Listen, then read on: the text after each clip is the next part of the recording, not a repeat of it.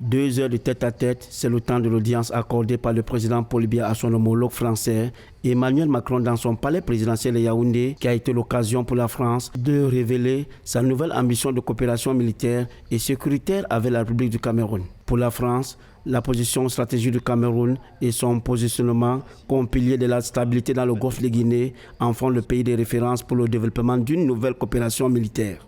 Ce sont les deux chefs d'État, Emmanuel Macron évidemment, et le président de la République du Cameroun qui ont fixé le cap. Le déjeuner nous a permis de procéder à un compte-rendu précis des décisions présidentielles.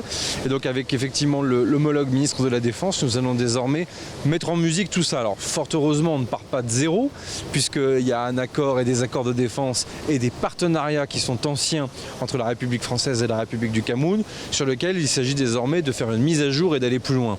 C'est vrai notamment en matière de formation et de coopération. Emmanuel Macron et Paul Biya ont longuement évoqué les stratégies pour répondre aux enjeux de défense, notamment sur les crises sécuritaires auxquelles sont confrontés le Cameroun.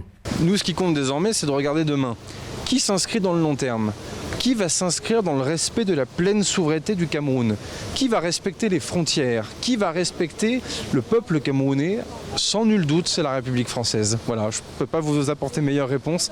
Elle est fraternelle et respectueuse. La coopération militaire et sécuritaire est un atout aussi pour la France, afin de relancer une dynamique économique qui subit la forte concurrence de plusieurs concurrents internationaux, comme les États-Unis, la Chine, la Turquie, la Russie et toutes les grandes puissances mondiales.